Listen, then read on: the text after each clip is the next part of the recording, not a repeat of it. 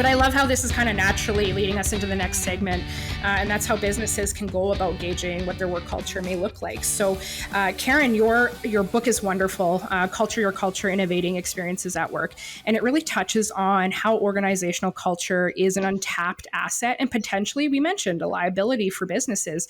Yet we're kind of talking about how a lot of folks may not know how to manage their culture with proficiency.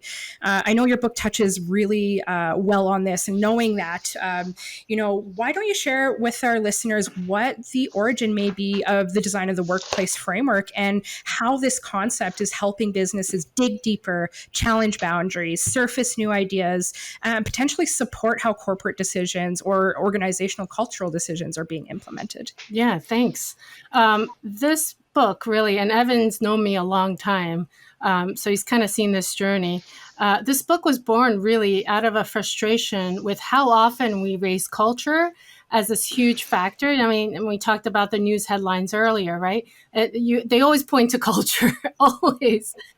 And then we have all this stuff out there that talks about, yeah, that's a good culture or that's a bad culture.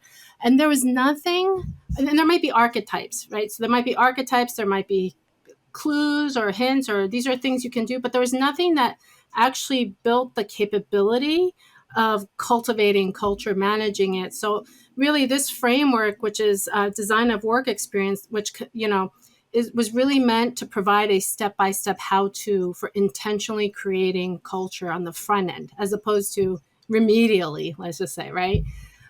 So it's really meant to kind of fill what I saw as a gap. Not only that, I mean, this is work that I do. There's far more work to be done than what one person can do. I literally gave everything away in this book because I feel it's very important to empower organizations to be able to leverage culture as that asset that we talked about earlier.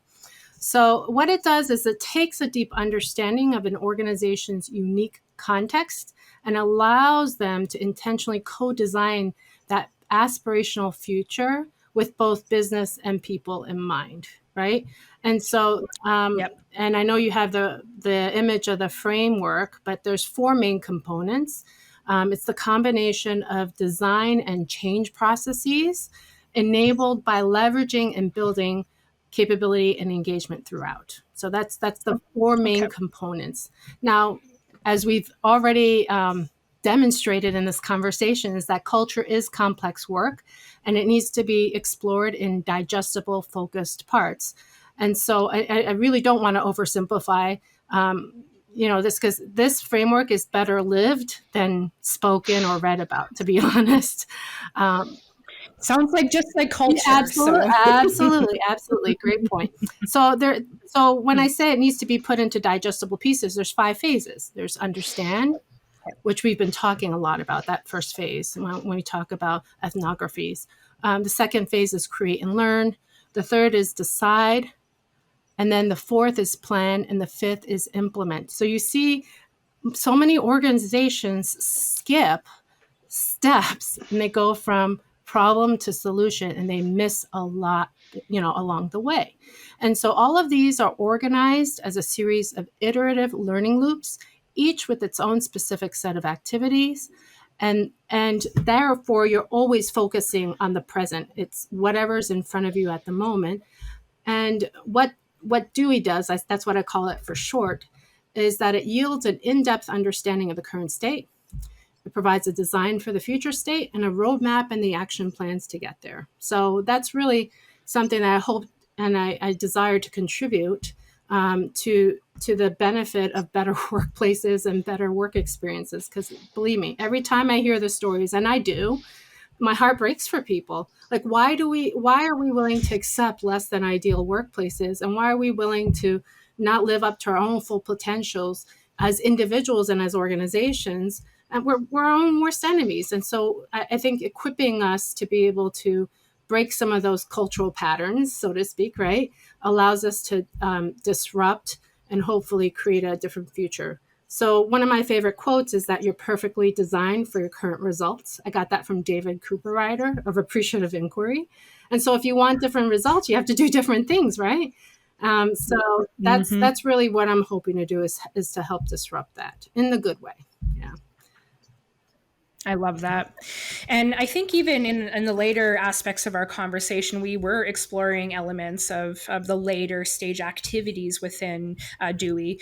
And any more insight maybe you'd like to add on the thinking of this, and how maybe does the change process of the design of framework experience allow maybe businesses to consider certain types of insights while planning and implementing decisions? I know we kind of touched on it a little bit, but yeah, I mean, I think the key part is that this people-centered design piece is something that doesn't always happen, but then you have to pair that with the change processes. And organizations today, they're often managed separately when they shouldn't be, right? So that all I'm doing is I didn't make this stuff up. I'm building upon decades and decades of research and understanding about organization, and I'm curating and bringing the pieces together to make sure that we're getting different results. So that's the important piece. Is like you can have like I said earlier, best design, right? If you don't implement it, it's the same thing with innovation, right?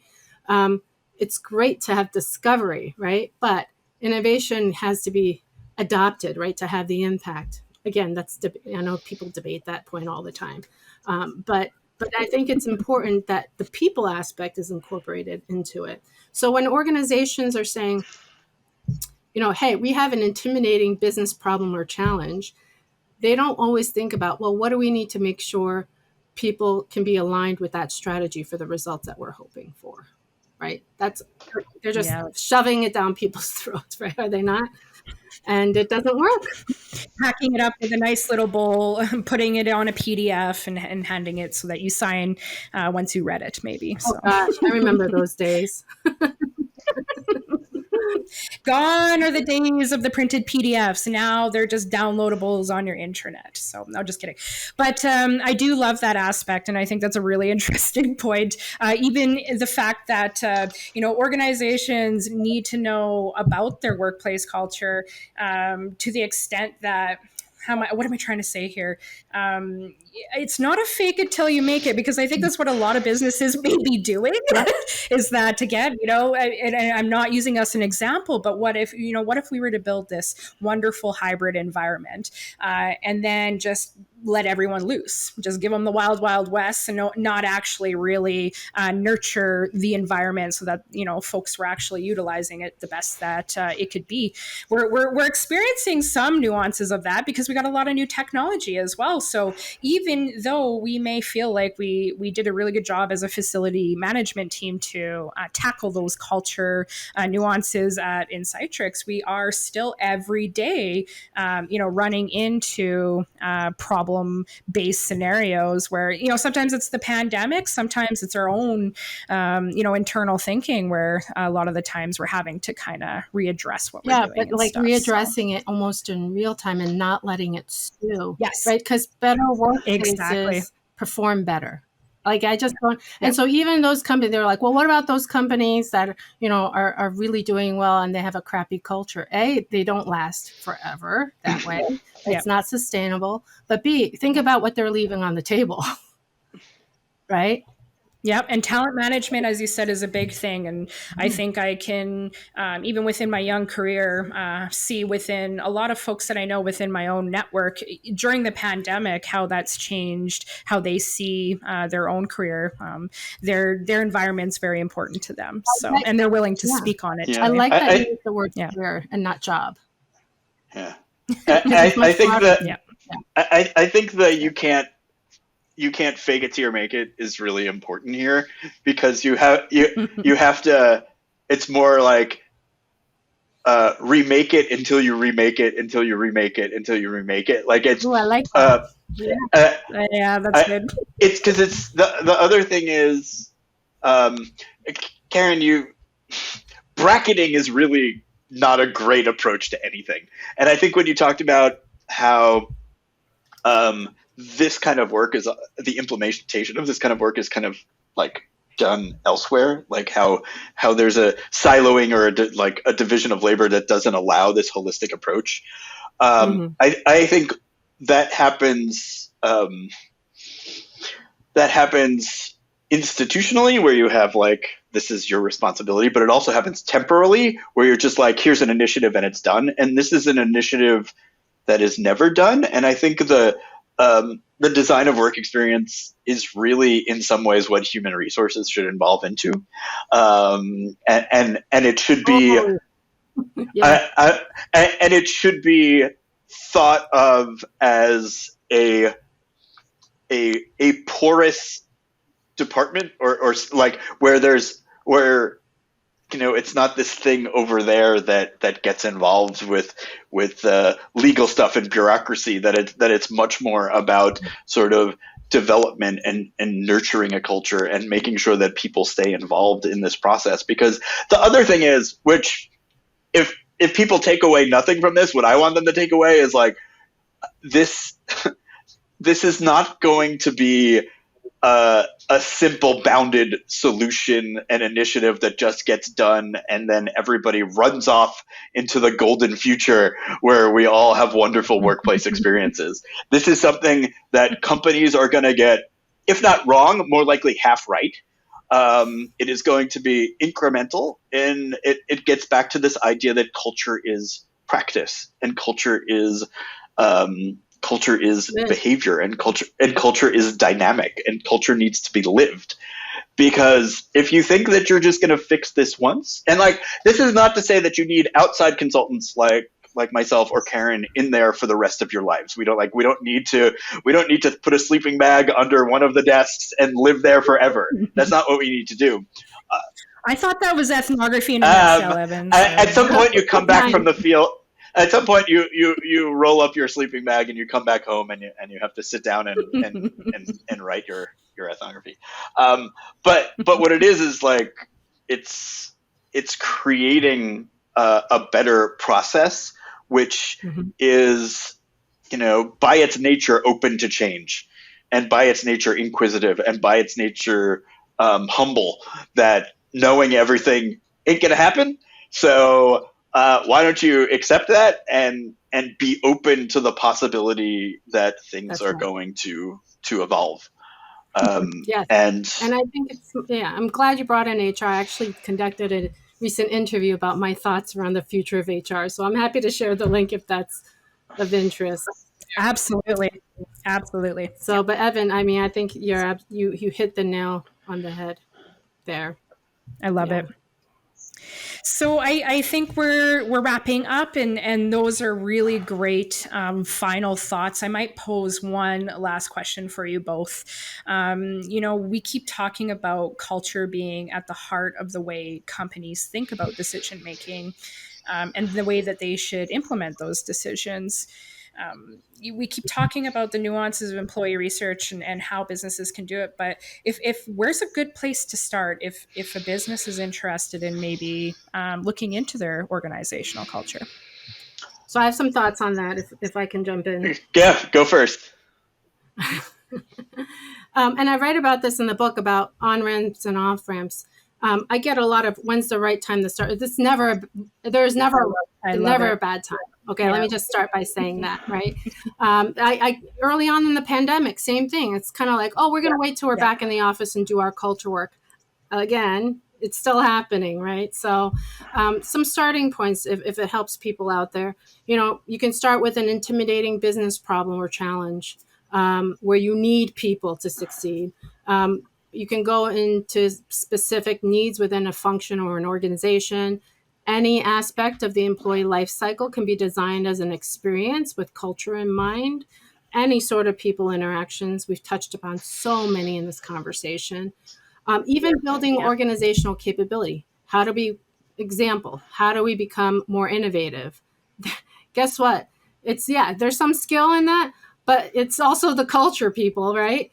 Or any identified priorities. Every organization should have a set of priorities, and that's a wonderful starting point for your culture. So it's all about, what kind of culture is needed in order for us to do this, right? Or how do we make sure people are excited, engaged, inspired, and how do we do amazing things together, right? So those are some starting points. But I'll give you another David Cooper writer a quote, which is, "Our worlds are formed by the questions we ask." And so the moment you begin questioning the current state, that's when change starts to happen, right? So I encourage all of you to take a step back and start putting on those traveler's eyes, as they say in design thinking, and start asking some questions, because you never know what you're going to discover. Mm-hmm. As they say, or well, as I say, the world changes and research listens. So I like that. Yep. I'm going to write that down. Yeah. So I'm gonna make that quote my own, because I think our worlds are often comprised of the meaning we share, and I think one of the ways to, like, as you start to think about, like, what in my culture do I want to change? Often the question should really be what in my culture works. And I'll give you a very like seemingly like small, insignificant example from Conifer. So Conifer, like every other company, got hit really hard in March of 2020. We wrapped up the projects we were able to wrap up. There were a few winding down, and then everything else ground to a halt. And, it's hard to remember back that far, because it feels like the world has changed 15 times in the last, now coming on 23, 24 months. But we were very concerned about our culture and what it felt like to work at Conifer. We were highly collaborative. We're a small office. Everybody, I think, is, if not friends, friendly with everybody else. We work together really closely. We're a very flat hierarchy.